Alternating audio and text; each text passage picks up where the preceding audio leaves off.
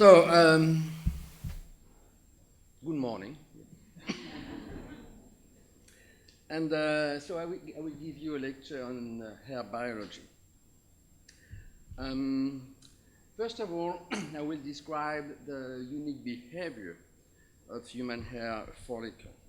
And then after, I will describe the structure of the follicle, and then I will talk about the control of hair growth, and then the control of hair shape, and the control of hair pigmentation and hair graying. So first of all, this is the anatomy and properties of human hair follicle. But as you know, you have around 100,000 to 150,000 follicles on your scalp, and this follicle is this kind of structure, a cylindrical structure, which is 4 millimeter long, 100 to 200 micron in diameter, to which are appended, always appended sebaceous glands and apocrine gland. And when you pluck hairs, clearly enough, you pluck two types of hairs.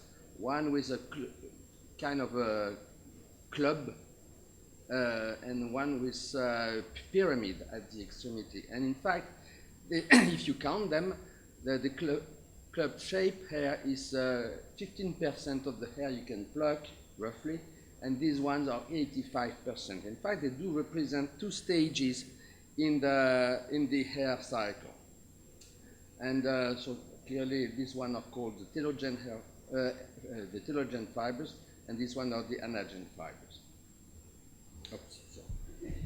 Okay, so the first question, and this is a very key and very specific characteristic of the follicle, where does it come from?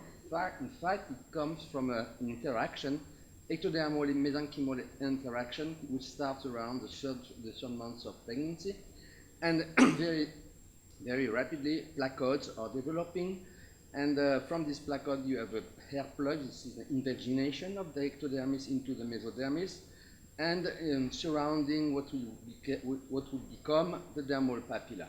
At this stage, you cannot make a difference between a hair follicle and a tooth follicle.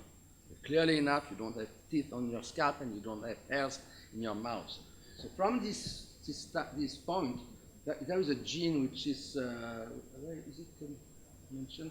There is a gene which is very key at orienting the development of this hair plug into a hair follicle. And nowadays we start knowing all the actors, I would say, molecular actors which are involved in the development of hair follicle, but we don't know and we are not able to control both spatially and in terms of concentration and gradient the distribution of all these different factors. But not only do we have follicles, but I'm sure that if you look at the scalp of your neighbor, you will see that there is a pattern of follicle implantation. It's not by chance. There is a true pattern. And where does it come from? This is a very recent discovery, by the way. In fact, the patterning of hair follicle distribution is due to what we call the reaction diffusion process. It means that you have local activation of and pro-morphogenic messages, and you have a long-range inhibition. And for example, now we know this kind of actors. The first one activator is Wnt, and the inhibitor actor is DKK1. Interestingly enough, Wnt will autocatalytically induce its own production, but at the same time will initiate the production of the inhibitor. But Wnt will not diffuse very rapidly, while DKK1 diffuse very rapidly. And as a result, from space to space, you have an increase in the positive and promoting factors, while you have these inhibitory factors everywhere else. And as a result, you have the morphogenesis process, which takes place only in those allowed areas, where here they are totally prevented. And well, to tell you the truth, this reaction diffusion process comes from Turing. You know, just after the Second World War, Turing was a mathematician, was a very bright guy. And then after two Austrian people, working on the implantation of the crocodile teeth. This is true. Modeled this implantation of the teeth, and they elaborated this reaction diffusion theory. But nowadays, we know that it applies also to the hair follicle. So this is very important, because if you want to someday reconstruct or reimplant or reinduce hair morphogenesis, we'll have to take these processes into account. Okay, now if we look at the hair cycle, now I will call it hair cycle, and then after I will remove this wording.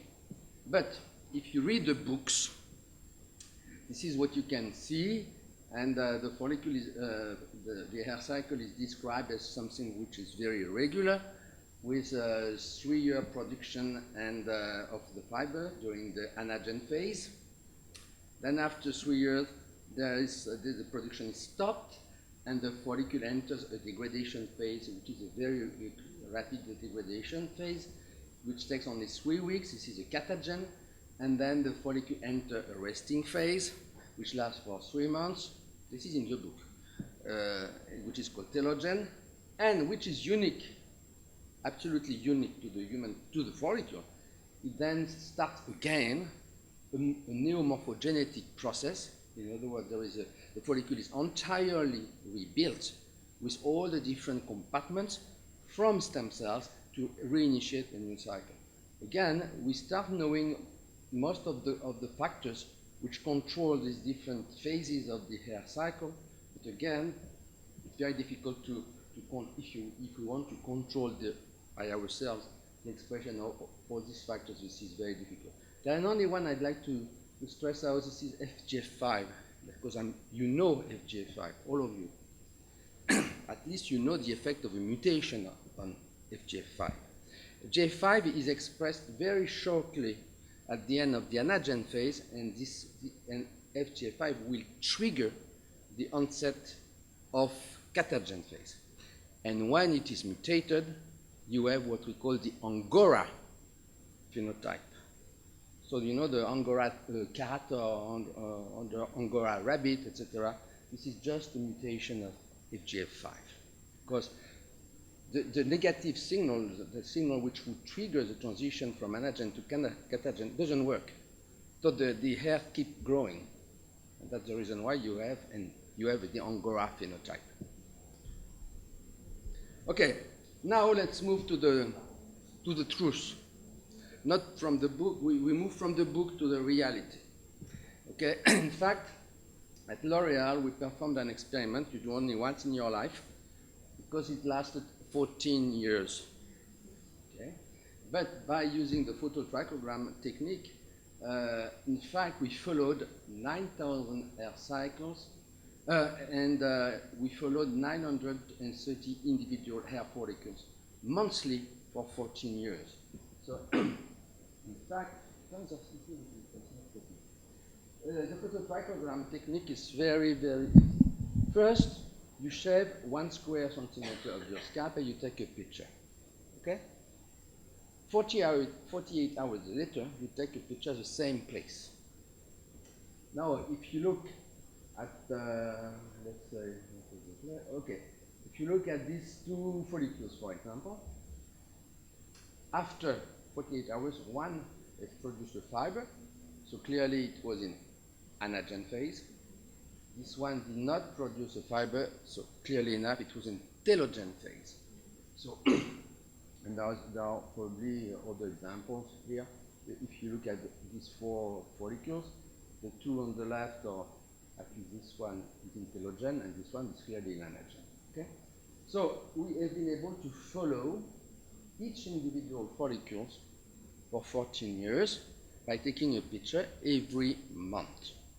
So in that case, we can really measure the true duration of the production phase, of the resting phase, and in fact another phase which we call latency phase. because I have to mention that once the follicle is in the telogen phase, the hair fiber will ultimately fall off, okay? And the follicle will be empty, and we will remain empty for several months before normorphogenesis takes place again. This is what we call the latency. And this is the behavior of one individual follicle for 140 months. You can see the duration of the different phases varies a lot from one cycle to another one. So when you show a nice cycle like that, this is not true. In fact, the behavior of the human hair follicle is totally chaotic. Well, at first glance, it's chaotic. But the truth is it's stochastic, because there is a rule, mathematical rule, which can describe the probability of the duration of each phases. And this is a log normal equation, so that's the reason why we can talk about stochastic behavior instead of chaotic behavior. But from this unique behavior, there is a very obvious effect. Just imagine that all your follicles would be synchronized and that the duration of the phase would be fixed. So from time to time, you would be hairy, and from time to time, you would be bald. Thanks to this unique behavior, you always have hairs. Okay? So this is, in fact, the true description of human hair follicle behavior. And I proposed 2 years ago a new concept. I call that the bistability of human hair follicle. In fact, I propose that the follicle exists under two possible states. This is, in fact, this is a bistable state where the follicle can jump from the dormant branch of the equilibrium to the active branch of the equilibrium from time to time, and then from the active equilibrium to the dormant equilibrium. And in fact, when you describe these different branches, the active steady state corresponds to the anagen, of course.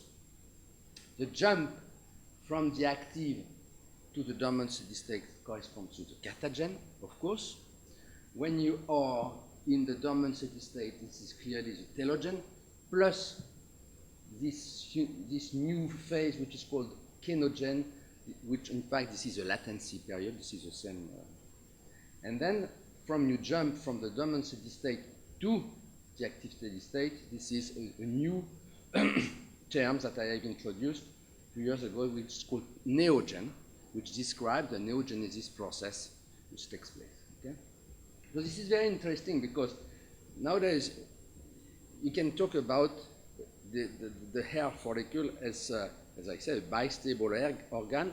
We jump from one branch to the other one from time to time. And as a result, if you can see here, we're in the dormant steady state, and once the hair fiber has fallen off, in fact, you have these empty follicles, which means that if you look at the total, the density of visible hairs on your scalp, this density is inferior to the true hair follicle density, because some of them are empty.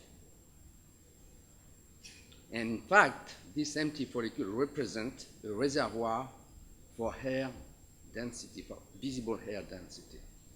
This is very interesting because if you play on this little kenogen phase, you can increase the hair density simply by optimizing the behavior of the follicles.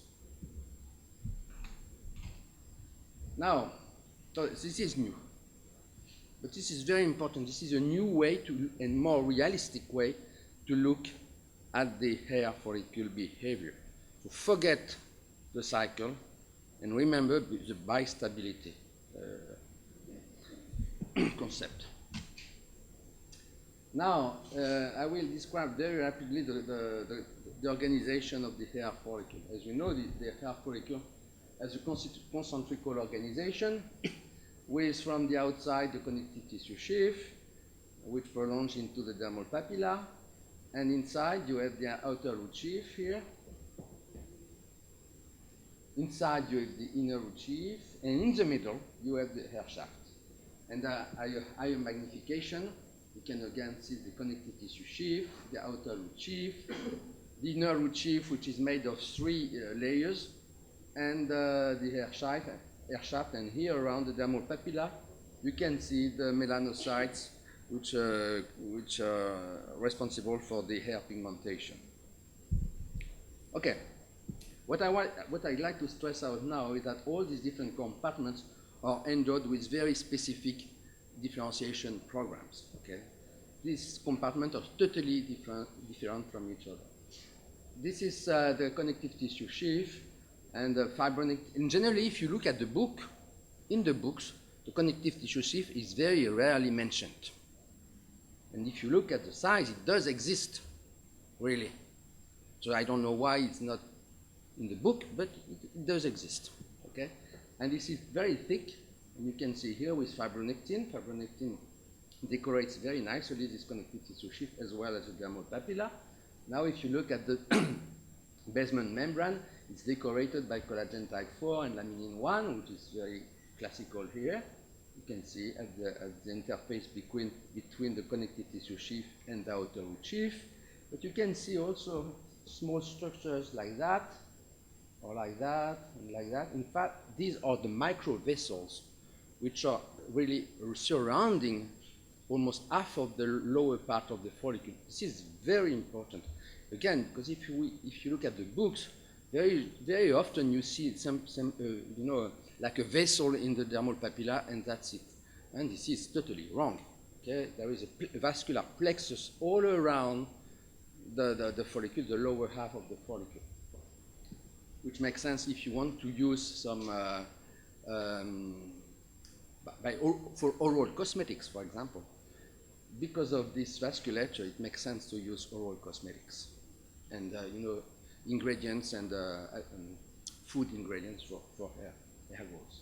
Interestingly enough, there is a very specific area in the basement membrane where another component, laminin 5, is totally missing.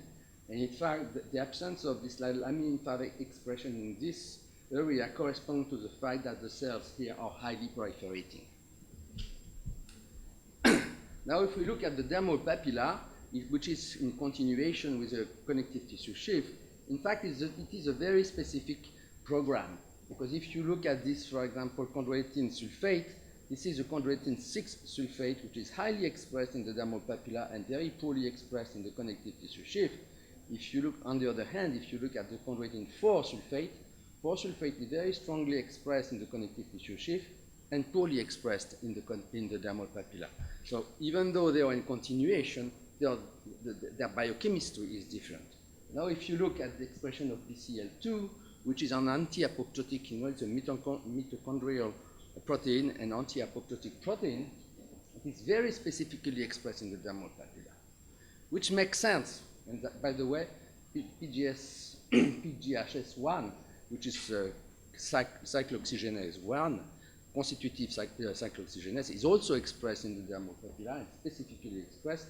And both of this enzyme and BCL2, the result is the protection of dermal papilla against apoptosis, and which is key because the follicle does exist simply because there is an interaction between the dermal papilla and the epithelial cells. If you remove the dermal papilla, you kill the follicle. So the dermal papilla must survive for the follicle to make the cycles. And to survive, it has to express anti-apoptotic proteins like BCL2 or COX-1. Now, if we go into the epithelial part, as you know, at the bottom of the follicle, there is an area that we call the matrix. And in human body, this is a place where the cells divide at the highest rate. All these cells in the matrix are proliferating. And the growth 0.3 millimeter a day, 1 centimeter amount, is simply the result of the accumulation of these proliferative cells. The immediate translation of this proliferation is the hair fiber growth. Okay? So, and that's the reason why when you have a chemotherapy, for example, the first side effect is hair loss, because these cells are dividing at least as rapidly as cancer cells. Okay? But fortunately, as I will show you, we have stem cells which do not divide, and we are not affected by the chemotherapy. Now, if we look at the outer root sheath, again, it's a very specific program. You know that in the epidermis, you have 4 different keratins.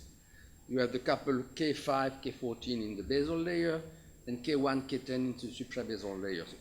Epidermis is very simple. Follicle is much more complex.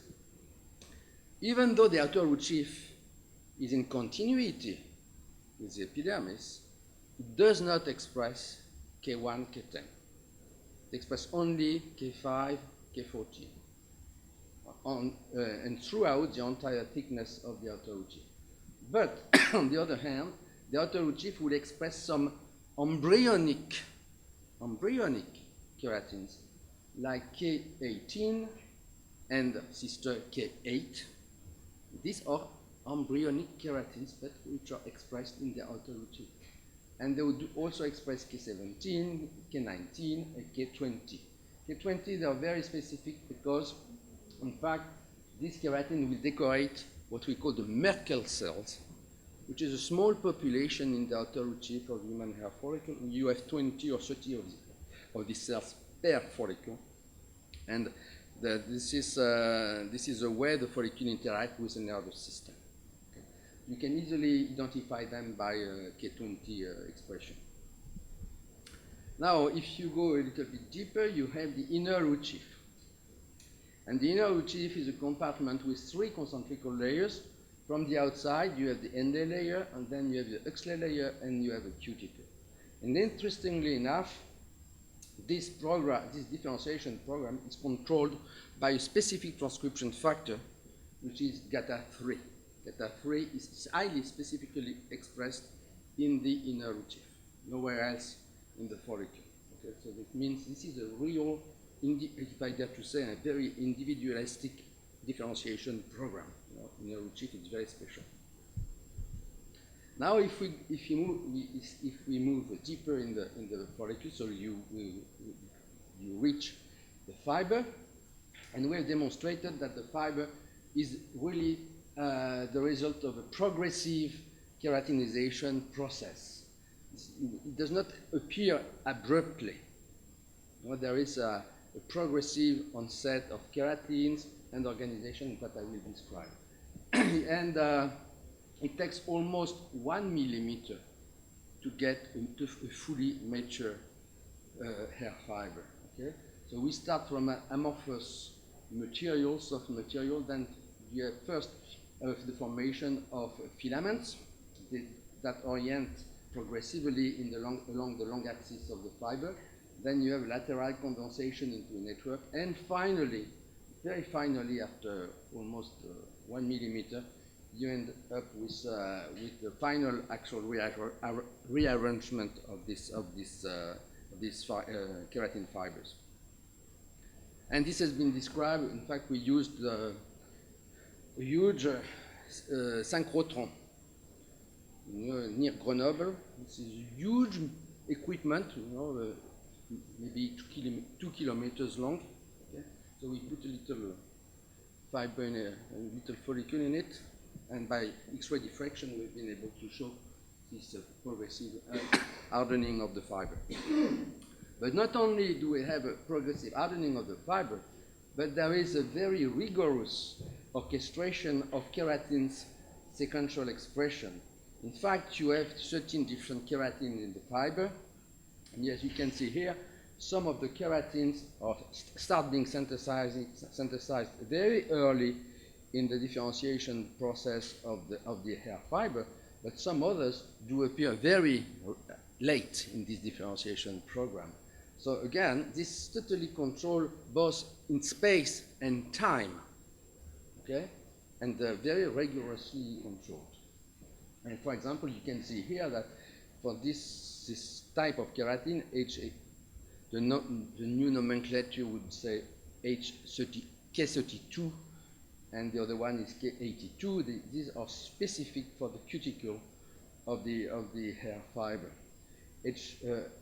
K35 and K85 are very specific for what we call the keratogenous zone and the cuticle, but some others, you'll see later, HA8, that's K38, is not expressed in all cells, but in some of them.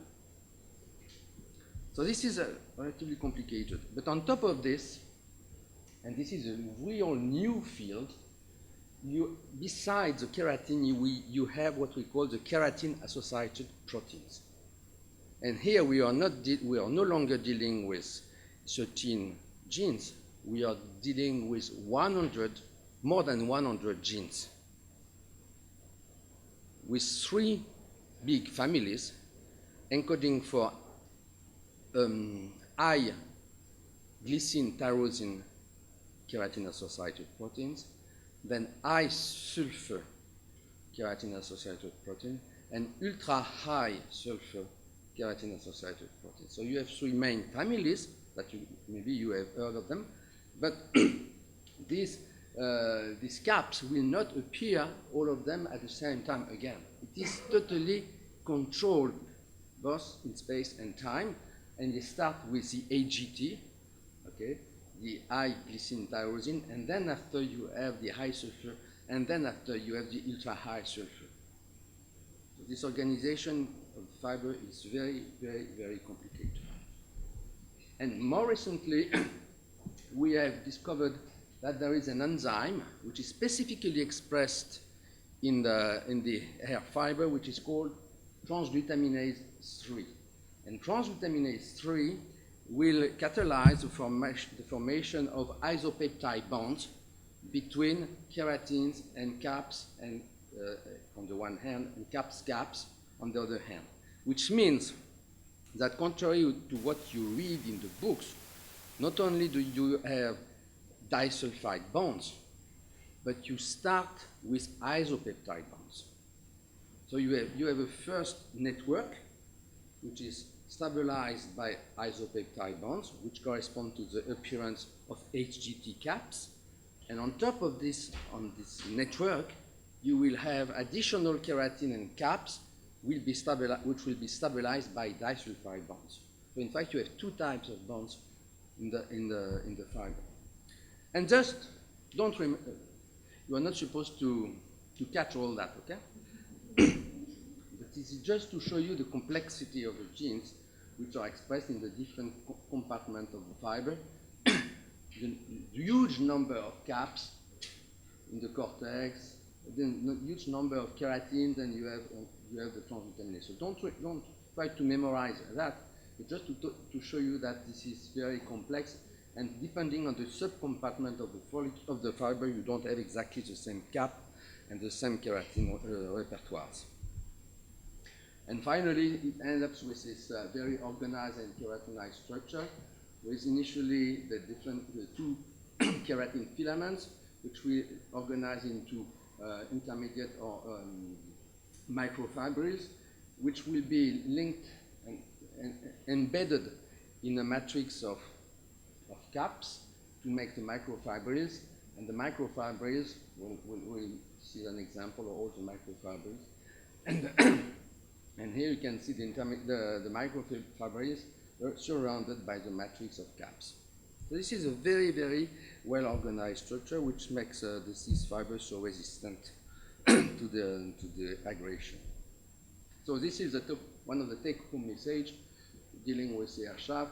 The air shaft results from a rigorous orchestration and progressive hardening with the progressive keratinization with 4 main zones, the progressive expression of keratin in caps, and successive onset of isopeptide bonds on the one hand, and disulfide bonds. Okay, so this is very progressive. fact, it was it's relatively recent work. Now, as you know, hair growth can be controlled by a number of pathways. So I will not describe all of them because there are so many, but I will focus on one new key pathway, which is prostaglandin pathway. And I'm sure you heard of latanoprost and bimatoprost. This refers to these pathways. Okay, in fact, we were the first to describe that this synthetic pathway for all prostaglandins in human hair follicle. In fact, all the enzymes which are involved in prostaglandin pathway are expressed in human hair follicle. But the main result, because all of them are expressed, the main result is the synthesis of PGE2, which is transformed into PGF2 alpha, and also the synthesis of PGD2. Okay, these are the main prostaglandins which are expressed in human hair follicle. And this is the way we can summarize this prostaglandin metabolism which takes place in the human hair follicle. You can see that all of them are present. And there is an enzyme which is expressed also in the follicle, which is very important, which is called the 15-PGDH. And this prostaglandin dehydrogenase is key because it deactivates the prostaglandin. And again, this is a very good example because, you know, in nature, when you have a mechanism which goes in this direction, always you have a mechanism which goes the other way. Because, you know, this is a yin-yang. You have that everywhere in biology. And here, because there is a strong prostaglandin synthesis which takes place in the follicle, of course, you have the inactivating enzyme in the same follicle, just to regulate the appropriate concentration of prostaglandin.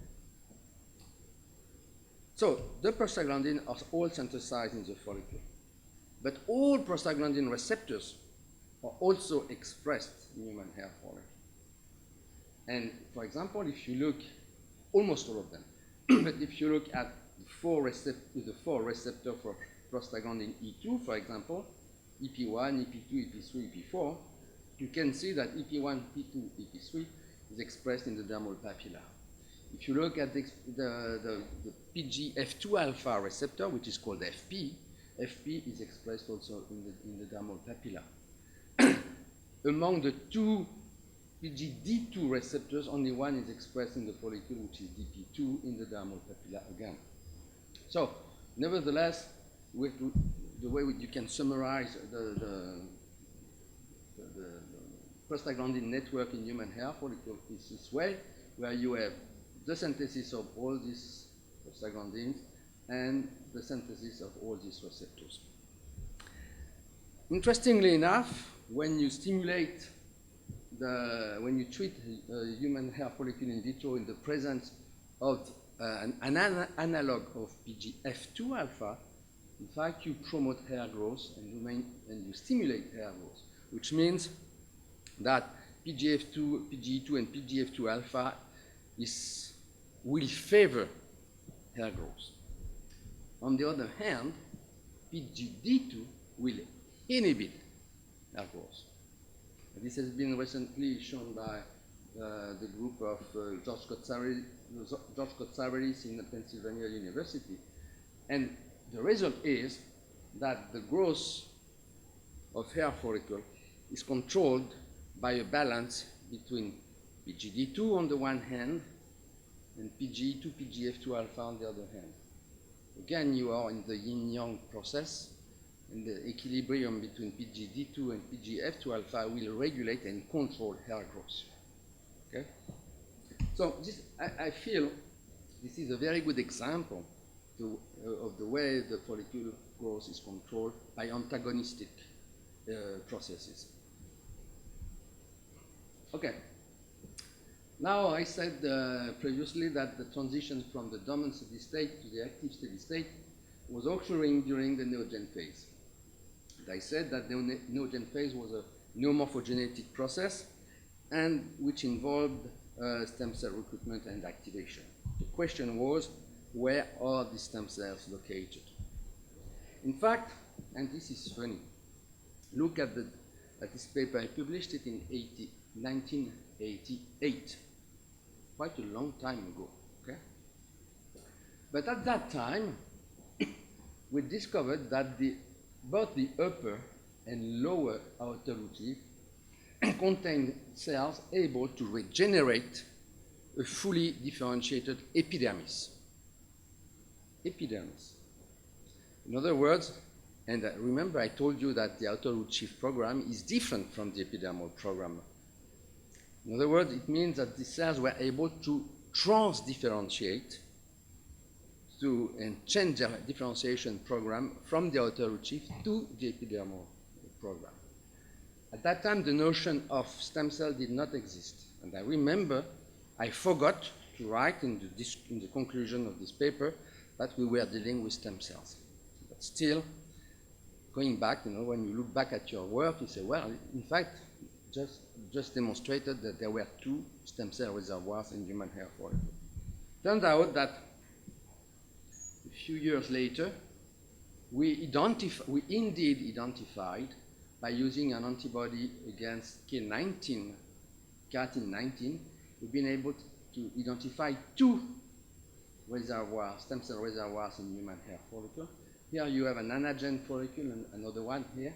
You see that there are 2 rings of K19 positive cells, one in the upper part of the follicle and the other one in the lower part of the follicle. During catagen, the lower compartment is not destroyed and will ultimately fuse in telogen with the upper compartment. And at the onset of the neogen, this is what happens. You see that immediately when the new follicle is growing, is rebuilt, you have the lower reservoir which is rebuilt again. So this is absolutely unique.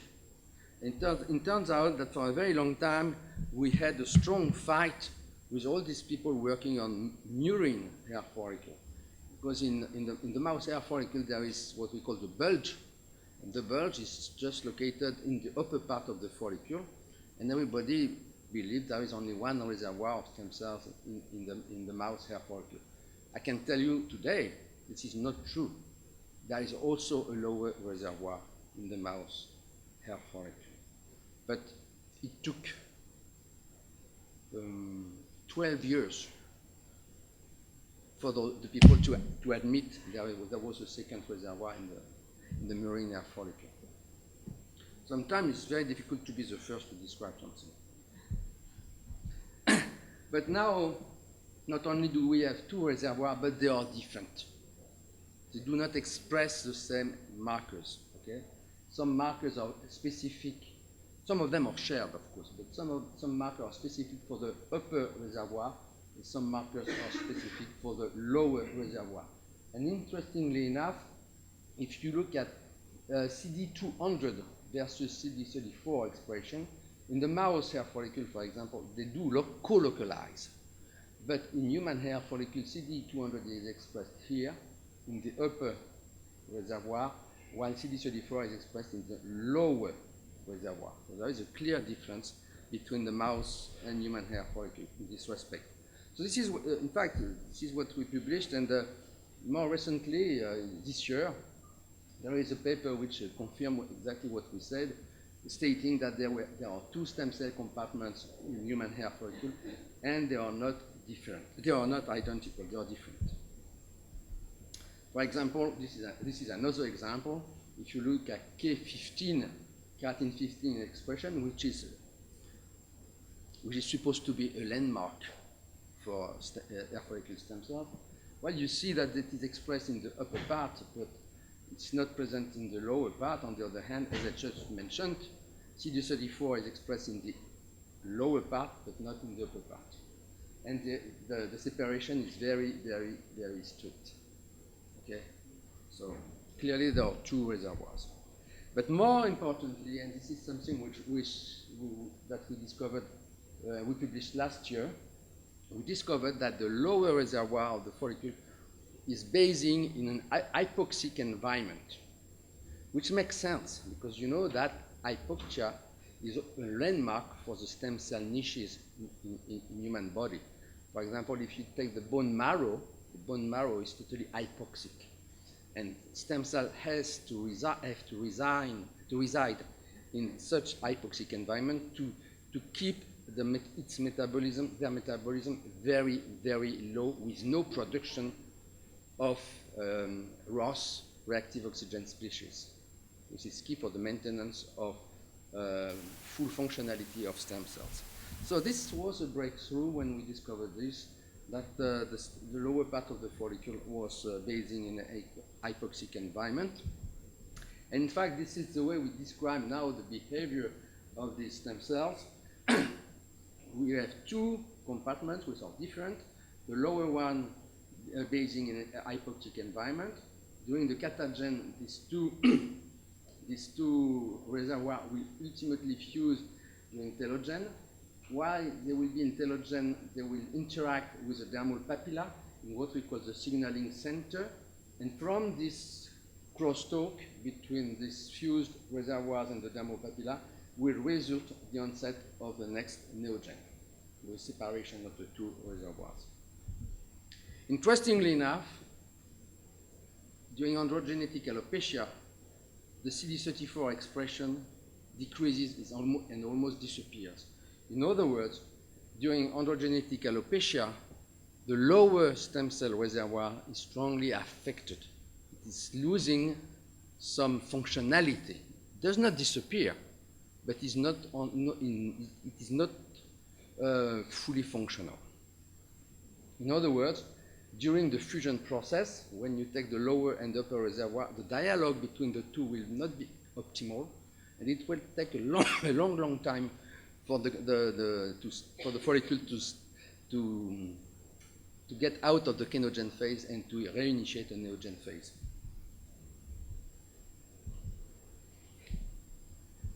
Okay, and what we have very recently discovered also is that the colony forming efficiency, this is a landmark of stem cells functionality. We have discovered that the colony forming efficiency of human hair follicle outer root sheath cells was decreasing with age. In other words, again, we've demonstrated that the functionality of stem cells is decreasing with age. Interestingly enough, if you look at the duration of the kenogen phase versus the duration of the anagen phase during the human aging process, you have a progressive decrease in the duration of the anagen, while you have a progressive increase in the duration of the kenogen. And for me, it just translates the fact that the functionality of the stem cells in the follicle is decreasing with time. Okay, now I will move to another characteristic of the follicle, and we talk about hair shape. So nowadays, we are able to classify hair curliness because, in fact, there are a few parameters like the number of curls and the radius of curls, etc., can be taken into consideration. And as a result, all the shape of human hair has been classified into 8 different groups. And this is very objective. You are not simply looking at the follicle, you can measure, and by measuring, you can say this one is a group 6, this one is a group 7, this one is a group 8. And in Brazil, you have a lot of work because you have many shapes. But now you can, with this tool, the very simple tool, you can say, oh, well, you are a type 3, or you are a type 4. So that will really help you. And for example, now, from this, initially we would say straight, wavy, curly, very, very curly. No. Now you say you have a type 1, you have type 3, you have type 4, type 6, type 7, type 8. And interestingly enough, because you were mentioning the ellipticity, and the ellipticity turned out that there is it's not fully correlated with curliness. Okay? Because if you look, for example, at the electricity of a type 3, it is the same as a type 7. See? So this is, I do believe that it's much more now interesting to play with this scale, to properly describe the type of follicle you are dealing with. Now, if we look at the electron microscopy, as you mentioned, there is the ortho, the meso, and the paracortex. It turns out when you have a type 1, you can identify the orthocortex, the paracortex, and the mesocortex. But when you move into a type 8, very, very, very curly, you no longer have mesocortex, and you have only orthocortex and paracortex. And with very, very, very abundant paracortex. Now, if you look at the conformation of the microfibers in the orthocortex and mesocortex, in type 1, you can see that they are very straight, very well aligned, side by side. But in type 8, you can see that now they are interlaced and the mesocortex has totally disappeared. So there is a strong modification in the structure of the microfibrils themselves in the orthocortex and paracortex of the type 8 very, very curly hair. Now, where does this curliness come from? In fact, for a while, people thought that because of the orientation of the follicle, the orientation itself was the cause of the curliness. Well, I was a little bit doubtful when I read that. So, even though when you look at the orientation of this follicle, it's clear there is an angle here which does not exist with very straight hair. But at L'Oréal, we were able to remove the follicle from the scalp and to put them in culture. So either curliness is controlled by the surrounding of the follicle, or orientation, etc., or it is intrinsically controlled by a program.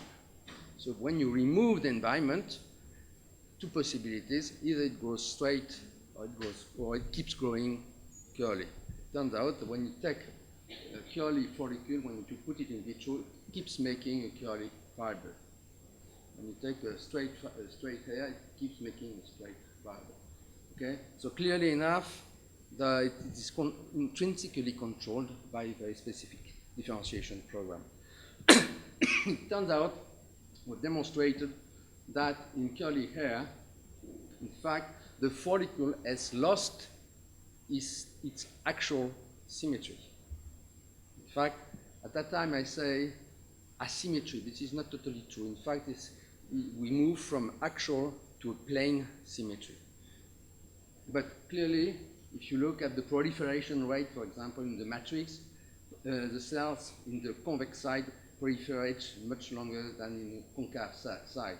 If you look at laminin 5 expression, which reflects, generally faces proliferating cells, it's clear that it's only expressed in this area in the concave side, but it is absent here in the concave side. But if you look at the convex side, it's absent on a much longer area. If you look at the onset of inner root sheath, it starts earlier in the concave side compared to the convex. If you look at the thickness of the outer root sheath, it's thicker on the concave side.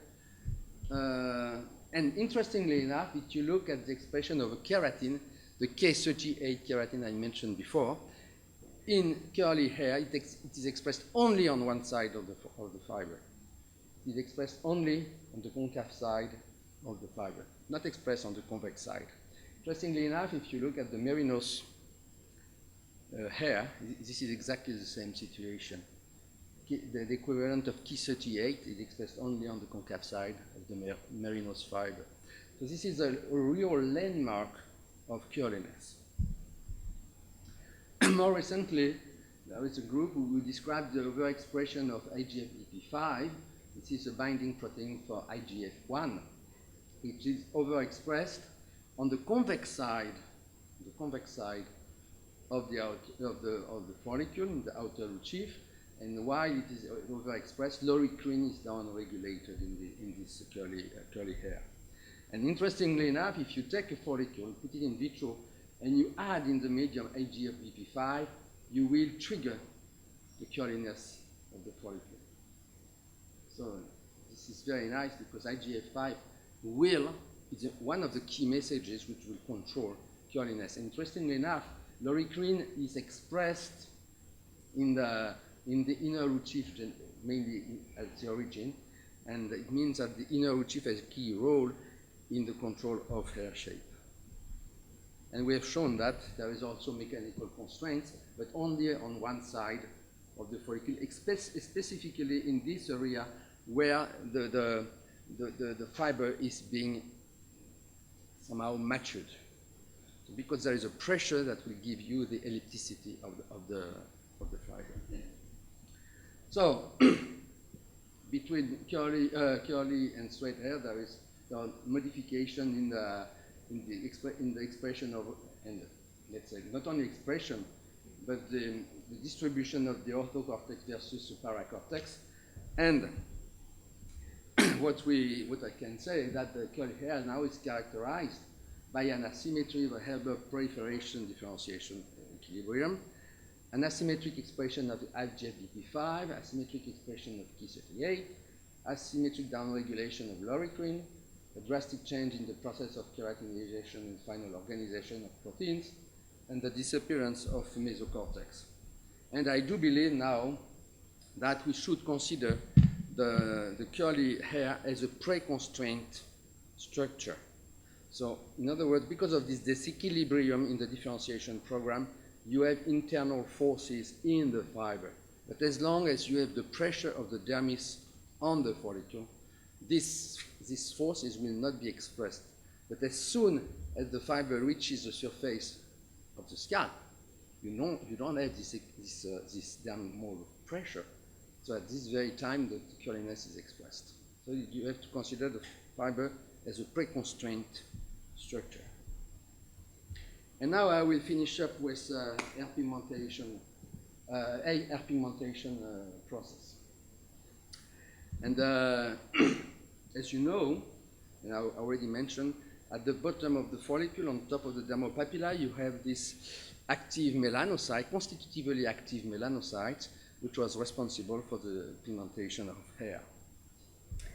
But, and this is what you can see here, you can see this very nice melanocytes. Here they are in red, and they are residing on top of the dermal papilla. But we have discovered that there is a second melanocyte population in human hair follicle. This second population is localized in the upper part of the outer root sheath. They don't express tyrosinase, they don't express TRP1, they don't synthesize melanin, they are quiescent. In fact, they are melanocyte stem cells. Okay, so now you have two populations, one in the pigmentation unit which is in charge of pigmenting the follicle, and you have a reservoir of stem cells. And why? Because if you look at the behavior of these cells during the hair cycle, you have here the anagen with a fully active melanocyte. But clearly enough, during the catagen phase, most, I would say, 99% of them are destroyed by apoptosis. Okay? But, as you can see, the brown spots here, these are the melanocyte stem cells. They are not affected by the catagen process. And when you end up with a telogen capsule, you can see here all these melanocyte stem cells. And when a new follicle is formed, we can see that there has been a recruitment of these cells, melanocyte, to make a new pigmentation unit.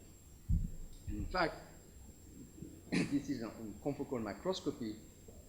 This is a very early neogen follicle. So melanocytes are in red here. So you have the melanocytes of the reservoirs. You have elongated melanocytes here which are migrating to reach the future pigmentation unit. And once they have reached this area, they start dividing. They get amplified like true transient amplifying cells. So this is a very economical process because only a few of them have to be recruited, because once they will reach this transitory niche, they will multiply to make a new pigmentation unit. Okay, so we were really the first to describe, it was in 2000, to describe this process. It has been confirmed in the mouse, by the way. And in gray hair, well, in the graying process, you can read in the book there are many possibilities. One is a stop in melanogenesis process. One is a stop in the transfer of melanosomes from the melanocyte to the keratinocytes. And I can tell you, if you look at this white hair, where you still can see 3 to 4 melanocytes, they are still actively synthesizing tyrosinase and TRP1. In other words, they are expressing the genes for melanogenesis.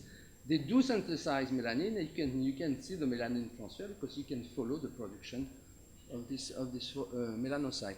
So it means that the hair graying is not due to a stop in the melanogenesis process. It is not due to a stop in the transfer. But we have demonstrated that it is due to a progressive disappearance of melanocyte stem cell reservoir. Okay? This reservoir is decreasing with time. And as a result, the efficiency of rebuilding the pigmentation unit at each cycle is decreasing with time. It means that when you reach a limit, even though you still have some melanocytes, the amount of melanin which is produced is not enough for the fiber to be perceived as pigmented. And ultimately, when you don't have any longer any melanocytes in the reservoirs, clearly enough, you cannot regenerate a pigmentation unit. Okay, so this is very important because the hair graying process is progressive with time, and for us, it's very important because if it is progressive, you can block it. So I am convinced that we will be able to block the hair graying process one day. But why do these cells disappear with time? There is probably a cause. In fact, we have discovered one of the causes of this progressive disappearance. Turns out that if you look at the maintenance versus the disappearance of melanocytes with time, this disappearance process concerns only the follicle. It does not deal with the sebaceous gland or the epidermis. Only these melanocytes in the reservoir and the pigmentation unit will disappear with time. And we have discovered, and this is a very, to make a long story, very, very long story, very, very short, we have discovered that there is an enzyme which is called TRP2, that you know. TRP2, its other name is dopachrome tautomerase, and it is supposed to be one of the 3 main enzymes in melanogenesis. I can tell you this is not true. Melanogenesis occurs very well in the absence of TRP2. Look at your hairs. Melanocytes, your hair follicle melanocytes, do not express TRP2. But what we have discovered is that TRP2 protects the melanocytes against oxidative stress. In the absence of TRP2, your melanocytes, your hair follicle melanocytes, are not protected. And that's the reason why they disappear bit by bit after time, during time. And we have demonstrated that very, very nicely. In fact, we took, it was a melanoma cell type, so it was a melanocyte, which no longer expressed neither tyrosinase, nor TRP1, nor TRP2. And we re-injected TRP2 gene in this cell line, and then we submitted this cell line versus the control to oxidative stress. And these are 2 clones which very well express TRP2. And you can see here, they are totally protected against this oxidative stress, while in the absence of TRP2, there is a very high sensitivity. And if you look now at the DNA itself, okay, because you know that DNA is very sensitive to the oxidative stress, in the control there is a number of breakage in cellular DNA, but in the presence of TRP2 it is protected. So clearly enough, TRP2 protects the cells, at least melanocytes, against oxidative stress. And we do believe that the absence or the disappearance of melanocytes with time, in other words, the cause of hair graying, is linked to the absence of TRP2 expression. So this is so when we published that, it was in 2008. Since then, another group confirmed that there is a decrease in the expression of catalase in okay, and specifically catalase, because superoxide dismutase, I don't remember if this expression is decreased, but at least catalase expression is decreased in human hair follicles, which means, and specifically during the graying process. So I am totally convinced that this graying process is linked to oxidative stress, one way or another. Okay. TRP2 is involved, but the decrease in catalase is also involved. So that you can imagine that it can open the few fields if we want to control the process of hair graying. So this is the few take-home message of this talk. First of all, the hair follicle is an example of mesenchymal epithelial crosstalk, and this is really characteristic. The hair follicle is an autonomous and stochastic behavior. It has a concentrical organization. It's a true paradigm of tissue homeostasis. It is the only organ which cyclically degenerates and regenerates from stem cells. Hair structure results from a progressive maturation process involving a specific set of keratins and caps. Hair shape is biologically programmed and controlled from the bulb. Hair curliness results from a loss of actual symmetry of differentiation programs. Hair color is a result of pigmentation unit activity on top of the DP.